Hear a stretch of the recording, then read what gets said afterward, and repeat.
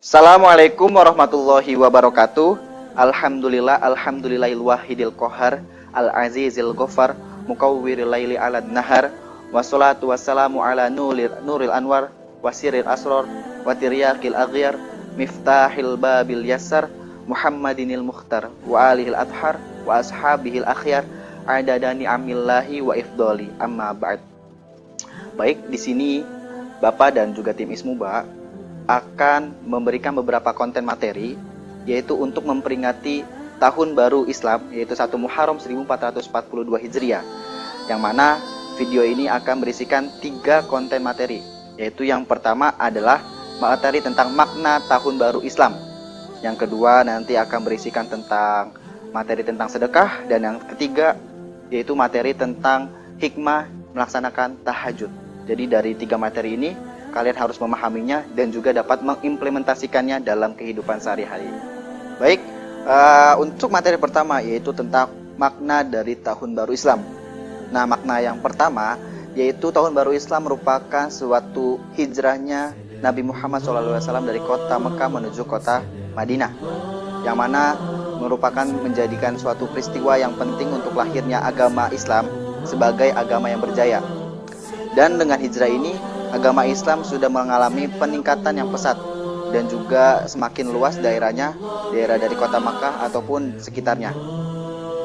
Baik anak-anakku sekalian, makna dari Tahun Baru Islam selanjutnya yaitu adalah sebagai bentuk semangat perjuangan tanpa mengenal putus asa, serta rasa optimis yang tinggi, yang mana yang berarti sebagai semangat perjuangan dari kita meninggalkan dari hal-hal yang buruk menuju ke dalam hal yang baik. Nah, zaman dulu Rasulullah SAW dan juga sahabat itu dia melawan rasa takut dan juga sedihnya ketika melakukan hijrah, yaitu di mana mereka merelakan meninggalkan tanah kelahirannya dan juga meninggalkan sanak familinya dan juga meninggalkan harta benda yang dimilikinya. Nah, yang makna yang ketiga dari Tahun Baru Islam itu adalah sebagai ajang untuk introspeksi diri atau biasa kita sebut dengan muhasabah. Dalam urusan menyambut Tahun Baru Islam, berbeda dengan merayakan Tahun Baru Masehi. Umat Islam merayakan Tahun Baru Islam itu seperti yang sudah diajarkan oleh Rasulullah SAW.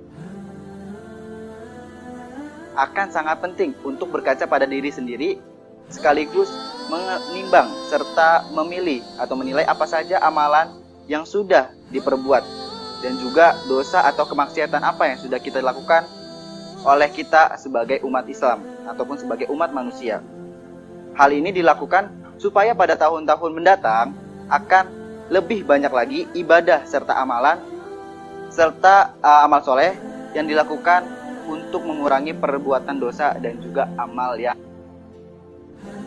mungkin hanya 3 saja dulu makna dari Tahun Baru Islam. Sebenarnya masih banyak. Mungkin cukup sekian, nanti akan dilanjutkan dengan materi selanjutnya. Wassalamualaikum warahmatullahi wabarakatuh. Assalamualaikum warahmatullahi wabarakatuh. Bagaimana kabarnya anak-anakku sekalian yang Bapak cintai? Di sini Bapak akan menjelaskan mengenai sedekah. Sedekah dalam bahasa Arab adalah sodakoh, yang memiliki arti suatu pemberian dari seorang muslim kepada orang lain secara sukarela tanpa adanya batasan waktu dan juga jumlah tertentu. Lalu apa saja sih bentuk-bentuk sedekah itu? Perlu diketahui oleh anak-anakku yang Bapak cintai bahwa sedekah itu tidak hanya berkaitan dengan materi, tapi sedekah juga berkaitan dengan sosial. Pertama contohnya itu menolong orang lain ketika kesusahan. Ketika anak-anak bertemu dengan seseorang dalam kesusahan, maka anak-anak menolongnya, itu juga termasuk sedekah. Lalu yang kedua, senyum kepada orang lain. Ketika anak-anak sering senyum kepada orang lain, itu juga merupakan suatu sedekah. Terus yang ketiga, memberi nafkah keluarga. Nah, ini hal yang ini bersangkutan dengan kedua orang tua menafkahi anak dan istrinya. Terus yang keempat, mengajarkan ilmu pengetahuan. Ketika anak-anak punya ilmu sedikit ataupun banyak, maka ajarkanlah ke teman-teman atau ke orang lain, itu juga merupakan suatu sedekah. Lalu yang kelima yaitu berzikir. Berzikir kepada Allah juga merupakan sedekah. Nah, itu merupakan bentuk-bentuk sedekah. Masih banyak bentuk sedekah yang lainnya. Oke. Selanjutnya Bapak akan menjelaskan mengenai keutamaan sedekah. Nah, keutamaan sedekah yang pertama yaitu bersedekah tidak akan mengurangi rezeki. Jika kita bersedekah, anak-anak, tidak akan mengurangi harta ataupun rezeki. Tetapi Allah akan menggantikannya dengan rezeki yang lebih baik. Keutamaan yang kedua yaitu membuka pintu rezeki. Dari Abu Hurairah radhiyallahu an, bahwasanya Rasulullah shallallahu alaihi wasallam bersabda, ketika seseorang bersedekah, maka akan turun dua malaikat yang mendoakannya. Malaikat yang pertama berdoa, ya Allah, berikanlah pengganti rezeki yang baik kepada hambamu yang mau menafkahkan atau mensedekahkan hartanya. Lalu malaikat yang kedua berdoa, ya Allah, berikanlah kehancuran atau kebinasaan kepada orang yang menahan hartanya. Nah, ini yang menahan hartanya ini termasuk orang-orang yang bakhil, ya. Hal ini sesuai dengan hadis riwayat Al-Bukhari dan Muslim.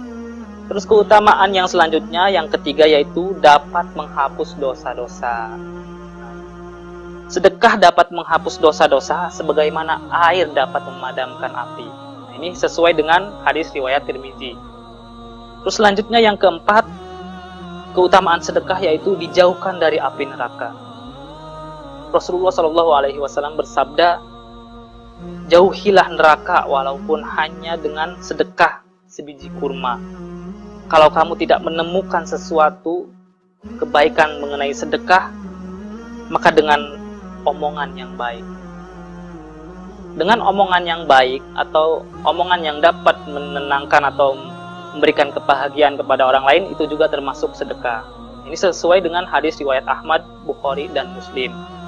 Selanjutnya yang ketiga, anak-anakku, keutamaan sedekah itu adalah merupakan amal jariyah. Hal ini sesuai dengan hadis Rasulullah SAW. Idza matal insanu inqata amaluhu illa min salasatin, illa min shadaqatin jariyah aw ilmin yuntafa'u bi aw waladin sholihin yad'u lahu. Jika anak Adam alaihissalam meninggal, maka amalnya terputus kecuali 3 perkara. Apa 3 perkara itu, anak-anakku? 3 perkara itu, yang pertama adalah sedekah jariyah. Lalu yang kedua, ilmu yang bermanfaat. Terus yang ketiga adalah anak soleh yang selalu mendoakan kedua orang tuanya untuk meminta ampunan. Nah, itu merupakan keutamaan sedekah. Nah, itu mungkin anak-anakku yang bisa Bapak uraikan atau Bapak jelaskan mengenai tentang sedekah. Mudah-mudahan dapat memberikan manfaat kepada kita semua. Kurang lebihnya Bapak mohon maaf. Wassalamualaikum warahmatullahi wabarakatuh. Assalamualaikum warahmatullahi wabarakatuh. Anak-anakku sekalian, di sini Ibu akan menjelaskan tentang sholat tahajud. Sholat tahajud itu sholat sunnah di malam hari setelah tidur walaupun sebentar, dan merupakan sholat sunnah yang tercantum di dalam Al-Quran, dan paling utama setelah sholat wajib. Di antara dalil yang menjelaskan tentang sholat tahajud adalah firman Allah yang berbunyi, A'udzubillahi minasyaitonirrajim, Bismillahirrahmanirrahim. Wa minal laili fatahajjad bihi nafilatan laka asa ayyab'atsaka rabbuka maqaman mahmuda. Yang artinya, di antara sebagian malam lakukanlah sholat tahajud sebagai suatu ibadah tambahan bagimu. Mudah-mudahan Tuhanmu mengangkatmu ke tempat yang terpuji. Quran Surat Al-Isra ayat 79. Adapun hikmah sholat tahajud diantaranya: 1. Menyempurnakan ibadah sholat fardu. Yang kedua, dijanjikan rumah di surga. Yang ketiga, dijanjikan kedudukan yang mulia dan terpuji. Yang keempat, sebagai jalan keluar dari segala masalah. Itulah di antara hikmah sholat tahajud. Masih banyak hikmah-hikmah yang lain yang akan kita dapat, maka kita harus segera melaksanakan sholat tahajud dengan tekad dan berdasarkan iman dan takwa pada Allah Subhanahu wa Ta'ala. Demikian yang dapat kami sampaikan, semoga bermanfaat dan dapat dipraktekkan di dalam kehidupan sehari-hari. Sekian, akhir kalam, billahi taufiq wal hidayah. Astagfirullah khairat. Assalamualaikum warahmatullahi wabarakatuh.